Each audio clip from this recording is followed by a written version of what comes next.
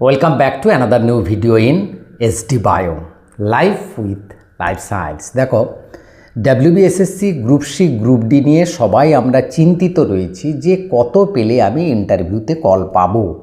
কারণ আমি যে কোনো ভিডিও দিই না কেন তাতে ম্যাক্সিমাম কমেন্ট থাকে এটাই নিয়ে, স্যার আমার স্কোর এত, আমি আমার ক্যাটাগরি এই, আমার রিজিয়নেই আমি কি ইন্টারভিউতে কল পাবো। কারণ ইন্টারভিউ একটা WBSSC গ্রুপ সি গ্রুপ ডির জন্য বড় ফ্যাক্টর হয়ে দাঁড়াচ্ছে, সেটা আমরা সবাই বুঝতে পেরে গেছি এবং এর আগের ভিডিওতে আমি ডিটেলসে আলোচনা করেছি। তাই আমি ইন্টারভিউর প্রিপারেশন নেব কি নেব না সেই দুশ্চিন্তা থেকে এই প্রশ্নটা এসছে।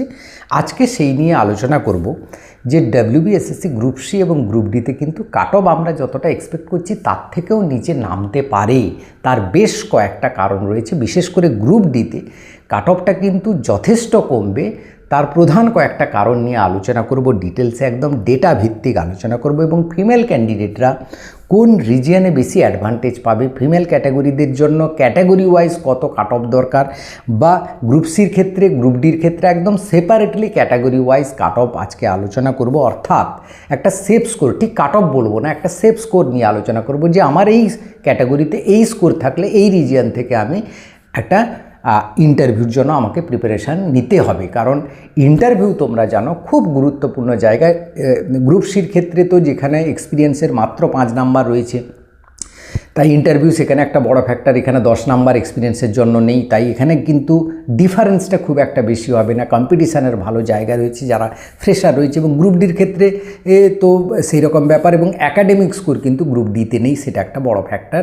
যার ফলে এখানে কিন্তু ইন্টারভিউ একটা বড় গেম প্লে করবে, সে বিষয়ে কোনো সন্দেহ নেই। তাই বলছি যে ভিডিওটা শেষ পর্যন্ত দেখো, তোমার আইডিয়া করতে পারবে যে তুমি ইন্টারভিউর প্রিপারেশান নেবে কি নেবে না। চ্যানেলে নতুন হলে চ্যানেলটা সাবস্ক্রাইব করে নেবে আর ভিডিওটা সবাইকে শেয়ার করে দেবে, সবাই যাতে এই তথ্যগুলো পায়।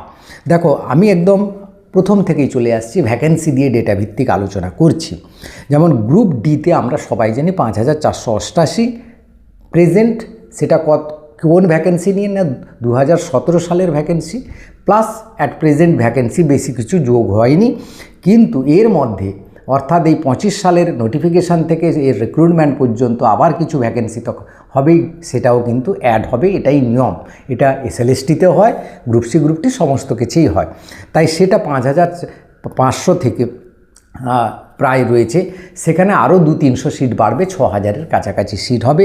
গ্রুপ সির ক্ষেত্রে, এটা গ্রুপ ডির ক্ষেত্রে বললাম, গ্রুপ সির ক্ষেত্রে 2989টা অর্থাৎ প্রায় 3000-এর কাছাকাছি, সেখানে সেটা 3300-400 বা 3500-এর কাছাকাছি একদম রামসাম ধরে নিতেই পারি।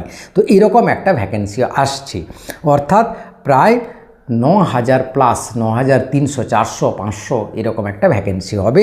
সেখানে ডাকা হবে কতজনকে না, গ্রুপ সি গ্রুপ ডি মিলে প্রায় প্রতিটাতে ক্ষেত্রে কিন্তু ডাবল রেশিওতে ডাকা হবে, অর্থাৎ যত ভ্যাকেন্সি তার ডাবল দ্বিগুণ।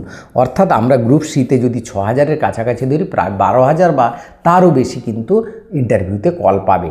এই যত বেশি ডাকা হবে তত কিন্তু কাট অফটা নামবে, এটাই হচ্ছে রুল, সাধারণ নিয়ম।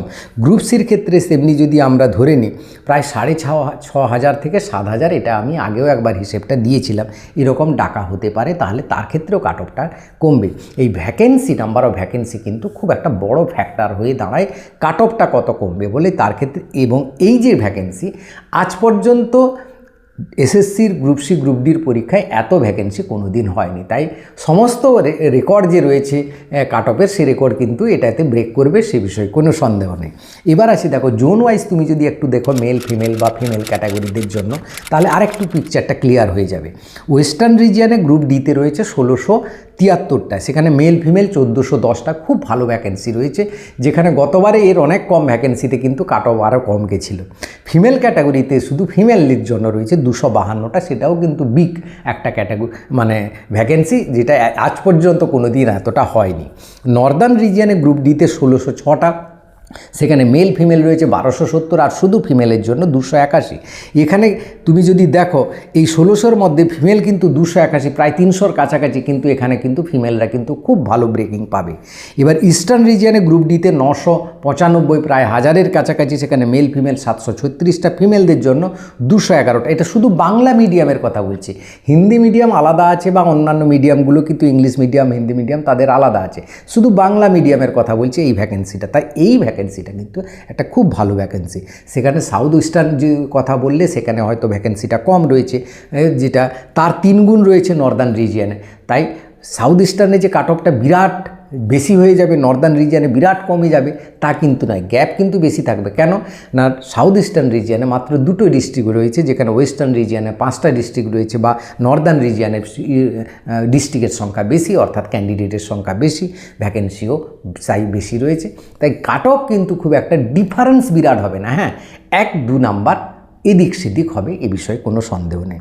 এবার দেখো যে যদি আমরা নাম্বার পাওয়ার ভিত্তিতে হিসেবটা করি, দেখবে 38 থেকে 40 নাম্বার পাচ্ছে গ্রুপ ডির ক্ষেত্রে বলছি, এই নাম্বারটা পাবে কিন্তু খুব কম জন। হ্যাঁ, 40-এ 40 পাবে, অনেকে পাবে, কিন্তু নাম্বার অফ ক্যান্ডিডেট কিন্তু কম। কিন্তু নাম্বার অফ ক্যান্ডিডেট কম হলে সেটা তো আর কাট অফ হয়ে যায় না। নাম্বার অফ কাট অফ কোনটা হয় না, ভ্যাকেন্সি ফিল আপ করতে যতজনকে ডাকা হয়, অর্থাৎ যত নাম্বার পর্যন্ত আমরা নেমে আসতে পারবো, সেটাই হচ্ছে কাট অফ। এবং 35 থেকে 37 পাবে, তার থেকে একটু বেশি জন, কিন্তু সেটাও কিন্তু খুব একটা বেশি হবে না যেটা কাট অফটাকে অতিক্রম করতে পারবে, অর্থাৎ আরও নিচে নেমে আসতে পারে। এবার কেন নেমে আসতে পারে, তার বিশেষ কয়েকটা কারণ আছে।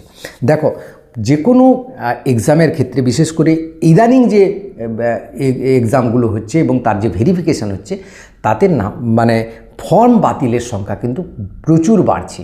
তার কারণ হচ্ছে এই ক্যাটাগরি নিয়ে যে বিভিন্ন রকমের সার্কুলার যে দেওয়া হচ্ছে, সেই সার্কুলারের ভিত্তিতে কিন্তু অনেকে ফুলফিল করতে পারছে না। তাদের কিছু না কিছু সার্টিফিকেটের ব্যাপারে যেসব জোরালো তারা যেভাবে এসএলএসটিতে ভেরিফিকেশানগুলো করছে, অমুক দরকার, তসুক দরকার, এটা না হলে হবে না, ওটা না হলে, তাতে কিন্তু ফর্ম বাতিলের সংখ্যাটা বাড়বে। আর ফর্ম বাতিল যত হবে, তারা কারা বাতিল হবে, হয়তো যতজন বাতিল হবে তাদের মধ্যে অনেকেই কাট অফের মধ্যে ছিল, তারা যদি নেমে আসে, তখন বাকিদেরকে সেই দ্বিগুণ রেশিওতে ডাকতে হলে নিচ থেকে আরও তুলতে হবে, অর্থাৎ কাট অফটা নিচের দিকে নামবে। এটা কিন্তু একটা জেনুইন ব্যাপার রয়েছে, যেটা বিভিন্ন পরীক্ষায় দেখা যাচ্ছে ইদানিং। এবার দেখো, ওএমআরের কিন্তু অনেক বাতিল হবে, বিশেষ করে গ্রুপ ডির ক্ষেত্রে অনেকে casually OMR sheet fill up করে, যার ফলে ঠিকঠাক রাউন্ড হয় না, বা ভুলটা জেনেও ভুলটা জেনেছে। আমার তো একটা ক্যান্ডিডেট আছে, সে তো জানা উত্তরটাকে ভুল, উত্তর প্রশ্ন পড়ার সময় একটা উত্তর ঠিক করেছিল, গোল করার সময় ভুল করে গোলটা করা হয়ে গেছে। তারপর যখন গোল করা কমপ্লিট হয়ে গেছে, দেখে যে না, ভুল হয়ে গেছে। তো এরকমও ওএমআর ভুল হওয়ার সম্ভাবনা রয়েছে, যেখানে কিন্তু নাম্বারটা কমে যাবে। তাই গ্রুপ ডির যদি প্রশ্নের মান দেখো তোমরা, গ্রুপ ডিতে কিন্তু খুব একটা ইজি কোশ্চেন হয়নি, ম্যাক্সিমাম প্রশ্ন ইজি ছিল, কিন্তু ম্যাক্সিমাম প্রশ্ন ইজি থাকলে তাতে কাট অফ হয় না। কাট অফ হয় কোনটায়, যে 3-4টা প্রশ্ন ডাউটফুল থাকে, ভুল করে বেশিরভাগ, সেটাতেই কাট অফটা হয়। অর্থাৎ ম্যাক্সিমাম ছেলে মেয়ে কিন্তু ওই 2 নাম্বার, 3 নাম্বার, 4 নাম্বার ভুল করে এসছে। এইটা কিন্তু একটা বড় ফ্যাক্টর হবে কাট অফটা কমার জন্য।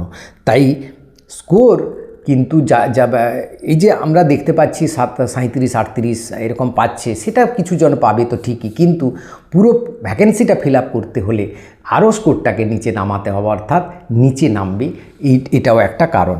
এবার দেখো, ইডব্লিউএস সার্টিফিকেট যে রয়েছে, তাতে কিন্তু প্রায় দেখা যাচ্ছে এসএলএসটির ক্ষেত্রে 10% মতো বাতিল হয়েছে, শুধু ইডব্লিউএসের ক্ষেত্রে।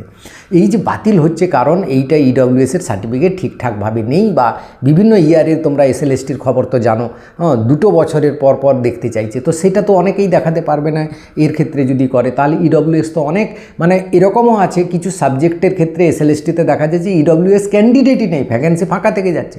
তো সেই ইডব্লিউএসগুলো কী হবে না, জেনারেলে কনভার্ট হয়ে যাবে, সেটা মার চলে যাবে না। তাই জেনারেল, এটাও একটা কারণ, জেনারেলদের ক্ষেত্রে কাট অফটা কিছুটা কমবে। শুধু জেনারেল নয়, ইডব্লিউএসও কিছু কনভার্ট হয়ে গেলে হয়ে যেতে পারে। তাই ইডব্লিউএসের কাট অফটা তো কমবেই, এবং যদি ফর্ম ফিল আপ না হয় ইডব্লিউএস দিয়ে, তাহলে কিন্তু সেটা জেনারেলে কনভার্ট হয়ে যাবে, সেটা মেল ফিমেলও হবে, ফিমেলদের ক্ষেত্রেও হবে। তাই এই দুটোর ক্ষেত্রে কিন্তু এটাও একটা কারণ যে কাট অফটা কমার। এবার দেখো, আরেকটা কারণ হচ্ছে WBSSC group C group D যারা পরীক্ষা দিয়েছে, তারা ম্যাক্সিমাম কিন্তু এসএলএসটিরও পরীক্ষা দিয়েছে। শুধু তাই নয়, তারা কনস্টেবল বা অন্যান্য চাকরিরও পরীক্ষা দিয়েছে। এবং এই যে এসএসসির প্রসেসটা কিন্তু স্লো প্রসেসে চলবে, তোমরা সবাই জানো, কারণ এই প্রসেসটার রেজাল্ট বেরোতে প্রায় সেপ্টেম্বর-অক্টোবর হয়ে যাবে। তারপরে ইন্টারভিউ প্রক্রিয়া শুরু হবে, তারপর রিক্রুটমেন্ট হবে। এর যে প্যানেলের ভ্যালিডিটি 1 বছর আছে, এবং তাহলে আবার সরকার চাইলে প্যানেলের ভ্যালিডিটি 6 মাস বাড়াতে পারে। তো এই যে লম্বা প্রসেসে হবে, এবং এন্ড পিরিয়ড পর্যন্ত সরকার নিয়ে যাবে, এটাকে বোঝাই যাচ্ছে। ইলেকশন শেষ হয়ে যাবে, রেজাল্ট বেরিয়ে যাবে, তো এটা কিন্তু লম্বা প্রসেসে চলবে। এই লম্বা প্রসেসে চললে যারা অস্থির হচ্ছ তাদের জন্য একটা কথা বলি, দেখো যত দেরি হবে তত তোমাদের সুবিধে হবে। যারা ভালো স্কোর করেছো তাদের জন্য হয়তো অস্থিরতার কারণ রয়েছে, কিন্তু যারা কম স্কোর করেছো তাদের একটু সুবিধা হবে। কেন না, এই লম্বা প্রসেস চললে যারা এসএলএসটিতে দিয়েছিল, যারা ফ্রেশার ছিল বিশেষ করে, তারা এসএলএসটিও দিয়েছিল, চান্সও পেয়ে গেছে। এবং দেখা যাবে যারা এসএলএসটিতে ভালো রেজাল্ট করেছিল তারা গ্রুপ সি গ্রুপ ডিতেও ভালো রেজাল্ট করবে, কারণ তারা পড়াশোনার মধ্যে রয়েছে। তাই তারা কিন্তু চলে যাবে এই ইন্টারভিউ প্রক্রিয়া থেকে, তখন কিন্তু কাট অফ আবার নিচ থেকে ডাকতে হবে। এটাও একটা বড় ফ্যাক্টর রয়েছে। এবং শুধু তাই নয়, এসএলএসটির কথা শুধু বলছি না, সে কনস্টেবল হোক বা হেলথ পরীক্ষা হোক বা যে কোনো রিক্রুটমেন্টে তারা যখন চলে যাবে আর গ্রুপ ডিতে অন্তত কেউ আসবে না বা গ্রুপ সিতে কেউ আসবে না, তারা সেদিকে বেরিয়ে যাবে, যার ফলে কিন্তু কাট অফটা কমবে। তো এগুলো একটা বড় কারণ রয়েছে কাট অফগুলো কমানোর জন্য। আমার কারণ যেগুলো দিচ্ছি সেগুলো অনেকের হয়তো বিশ্বাস নাও হতে পারে, কিন্তু একদম রিয়েলিটি থেকে এই কারণগুলো বলছি, একটু ভেবে দেখো, ঠান্ডা মাথায় দিলে উত্তরটা পেয়ে যাবে। এবার দেখো, গ্রুপ সির কোশ্চেন পেপার যেরকম হয়েছিল, গ্রুপ ডির কোশ্চেন পেপার তুলনামূলকভাবে যথেষ্ট কঠিন হয়েছিল। গ্রুপ সির তুলনায় গ্রুপ ডির প্রশ্ন কঠিন হয়েছিল। তাই কিন্তু খুব একটা যারা 38, 39, 40 পেয়ে যাচ্ছে তারা লাফালাফি করার তো জায়গা রয়েছে, তারা অবশ্যই করতে পারে, কিন্তু যারা কম পেয়েছিল তারা ডিমোরালাইজ হয়ে যাচ্ছিল, হওয়ার কোনো কারণ নেই। কারণ এই ভুলগুলো কিছুজন করবে, যার ফলে কাট অফ কিন্তু কমবে। এবং তোমরা জানো, যদি রিক্রুটমেন্ট হয়, সে ঠিক এসএলএসটি বা কনস্টেবলে যেরকম রিক্রুটমেন্ট হয়েছিল, গ্রুপ সির রিক্রুটমেন্ট কিন্তু আগে হবে। সরকার এটা করবে, এটা বিশ্বস্ত সূত্রে আমি খবর জানি, এটা করবে। আগে গ্রুপ সি রিক্রুটমেন্ট করবে, তারপর গ্রুপ ডি। কেন না, গ্রুপ ডি আগে করে নিলে যে গ্রুপ ডিতে চাকরিতে পেয়ে যাবে, সে পোস্টটা দখল করে নিল, তারপরে গ্রুপ সি যখন পাবে গ্রুপ ডিটা ছেড়ে দেবে, তখন আবার একটা জটিলতা তৈরি হবে। এই জটিলতা দূর করার জন্য যেরকম 11-12 বলেছিলাম, বহু আগে বলে দিয়েছিলাম 11-12 আগে হবে, তারপর 9-10 হবে, ঠিক একইভাবে গ্রুপ সি রিক্রুটমেন্ট আগে হয়ে যাবে, তারপর গ্রুপ ডি হবে। অর্থাৎ যারা গ্রুপ সিতে ভালো পরীক্ষা দিয়েছিল, ন্যাচারালি তারা গ্রুপ ডিতে ভালো পরীক্ষা দিয়েছিল। যারা গ্রুপ সিতে 57-58 পাবে বলছে, তারা গ্রুপ ডিতে বলছে 40-39 পাবে।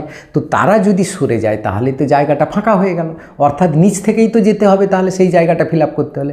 এটাও একটা কারণ রয়েছে যে গ্রুপ ডিতে এর কাট অফটা কমবে। গ্রুপ সির কাট অফগুলো তো বললাম কারণটা কমবে এতগুলো, এবার এটা স্পেশালি গ্রুপ ডির জন্য বললাম। এবার দেখো, গ্রুপ সিতে তো একাডেমিক নাম্বার রয়েছে, গ্রুপ ডিতে একাডেমিক নাম্বার নেই, তাহলে এটাও একটা বড় ব্যাপার রয়েছে, যেখানে কিন্তু যারা ফ্রেশার রয়েছে তাদের কিন্তু একটা বড় সুযোগ রয়েছে। তাই শুধুমাত্র রিটেন স্কোরের উপর ভিত্তি করে কিন্তু তোমার ইন্টারভিউতে কল হবে।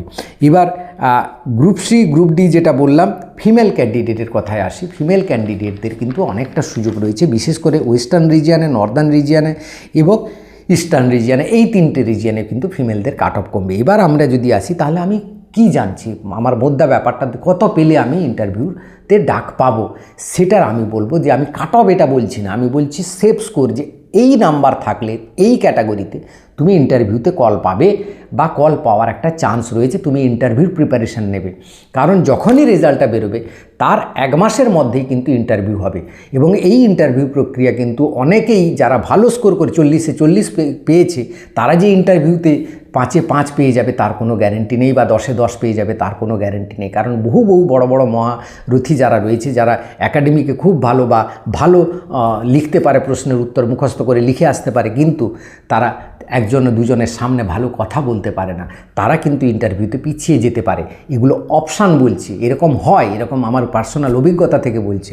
তাই ইন্টারভিউ একটা বড় জায়গা, তাই প্রথম থেকে ইন্টারভিউ প্র্যাকটিস করে নাও, প্র্যাকটিসটা করিয়ে নাও, চালিয়ে যাও, যার ফলে তুমি যেন ইন্টারভিউতে একটা ভালো স্কোর করতে পারো। সেটা কত, আগে গ্রুপ সি বলছি, তারপর গ্রুপ ডিতে আসছি। গ্রুপ সিতে দেখো, তুমি যদি জেনারেল ক্যান্ডিডেট হও, যেই রিজিয়ানে থাকো না কেন, তুমি 53+ থাকলে তুমি ইন্টারভিউর জন্য প্রিপারেশান নেবে। এবার বলবে, স্যার নর্দার্ন রিজিয়ানে আমি সাউথ ইস্টার্ন রিজিয়ানে তো অনেক কম ভ্যাকেন্সি, 53-তে কী হবে? দেখো, আমি আবার বলছি যে রিজিয়ানের উপর ভিত্তি করে কিন্তু খুব একটা কাট অফ বিরাট এদিক সেদিক নড়াচড়া করবে না, 1-2 এদিক সেদিক হবে 2 পয়েন্ট, এছাড়া আর বেশি কিছু নয়।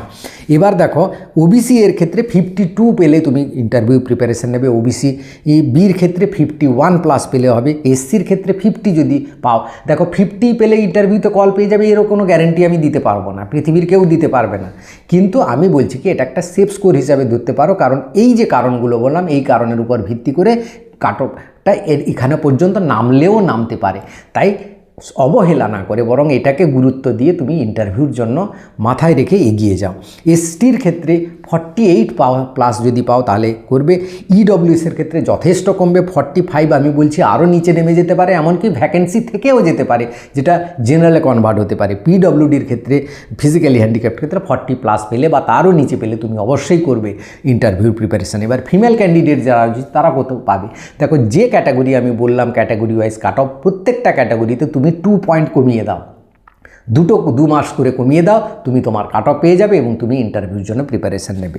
এবার আসি গ্রুপ ডির ক্ষেত্রে, জেনারেলে 34+ পেলে হবে।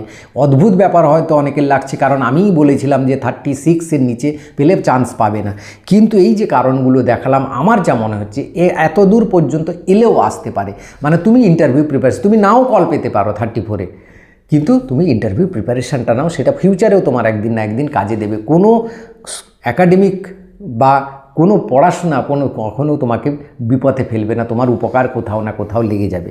ওবিসি এর ক্ষেত্রে 32+ পেলে তুমি অবশ্যই প্র্যাকটিস করবে। ওবিসি বির ক্ষেত্রে 31+ যদি পাও, তুমি যেই রিজিয়নে হও না কেন তুমি অবশ্যই করবে।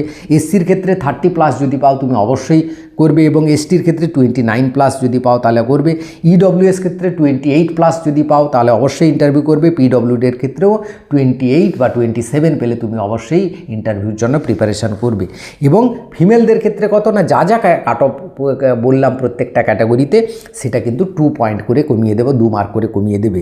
তাহলে তুমি চাকরিটা পাবে কিনা ডিপেন্ড করছে তুমি এই রিটিনে যাই পাও না কেন, তার থেকে বড় ফ্যাক্টর ইন্টারভিউতে তুমি যদি কল পাও সেই ইন্টারভিউটা কেমনভাবে ভালো করে দিচ্ছ তার উপর ডিপেন্ড করে তুমি কিন্তু চাকরিটা পাবে। তাই এই জন্য বললাম ইন্টারভিউটার প্রসেস মানে প্র্যাকটিসের জন্য একটা লম্বা প্রসেস দরকার, তাই কিন্তু আমি এটাকে একটা সেফ স্কোর হিসাবে ধরে আমি ইন্টারভিউ প্রিপারেশান নিতে পারি। এই যে নাম্বারগুলো বললাম আবার বলছি, এখানে তুমি কল নাও পেতে পারো, কিন্তু তুমি ইন্টারভিউ প্রিপারেশান করবে, এটাই তোমার কাছে আমি আবেদন করে যাব। ভিডিওটা ভালো লাগলে সবাইকে শেয়ার করে দিব, চ্যানেলে নতুন হলে চ্যানেলটা সাবস্ক্রাইব করে দিও। Thank you for watching.